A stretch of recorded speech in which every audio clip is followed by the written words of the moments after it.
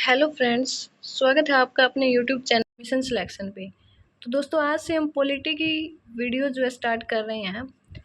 इसमें हम सबसे पहले फर्स्ट टॉपिक भारत का संवैधानिक विकास पढ़ेंगे। इसके अंतर्गत कंपनी का शासन और ब्रिटिश ताज का शासन आता है। जो कंपनी का शासन है, इसमें जो भी एक्ट है, अधिनियम है, वो सभी आज इस वीडियो में कवर करेंगे। तो सबसे पहले दोस्तों 1773 का रेगुलेटिंग एक्ट वो क्या है। इस अधिनियम के तहत बंगाल के लिए एक गवर्नर जनरल की नियुक्ति की गई और इसकी सहायता के लिए 4 सदस्यों की परिषद भी बनाई गई। तो बंगाल का पहला गवर्नर जनरल किसे बनाया गया? वॉरेन हेस्टिंग्स को। और जो मद्रास बम्बई प्रेसिडेंसी थी उसको बंगाल गवर्नर जनरल के अधीन कर दिया गया। और 1773 के रेगुलेटिंग एक्ट में 1774 में कलकत्ता में 1774 में कलकत्ता में सर्वोच्च न्यायालय की स्थापना की गई।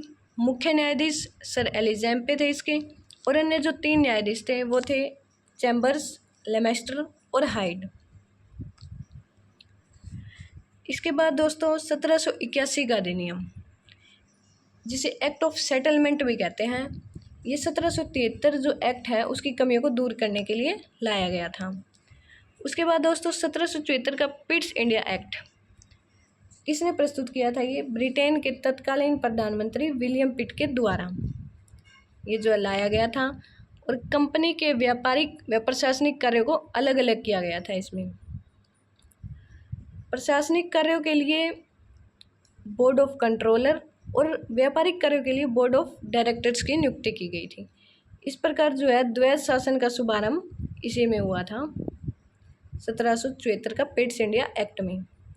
उसके बाद दोस्तों 1786 का जो अधिनियम है, इसमें गवर्नर जनरल को प्रधान सेनापति की शक्तियाँ दी गई और जो अपने परिषद के जो निर्णय को निरस्त करने का अधिकार भी गवर्नर जनरल को दिया गया। और यह दोनों अधिकार सबसे पहले लॉर्ड कॉर्नवालिस को प्राप्त हुए।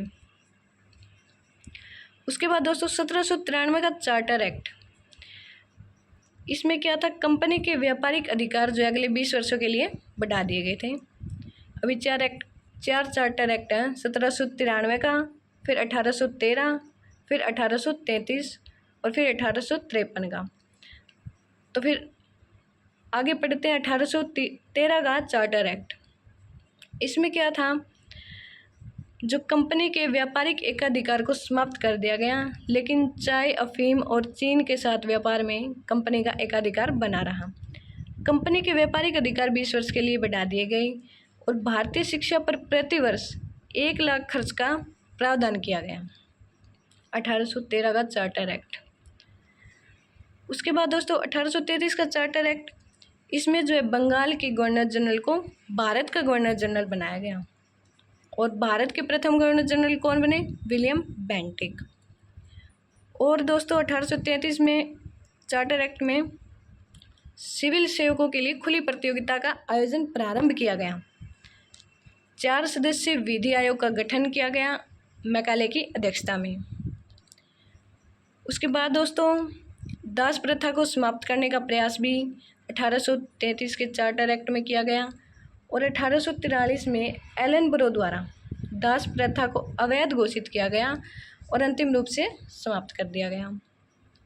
उसके बाद दोस्तों लास्ट चार्टर एक्ट 1853 का चार्टर एक्ट, इसमें दोस्तों 6 नए सदस्यों को जोड़ा गया परिषद में।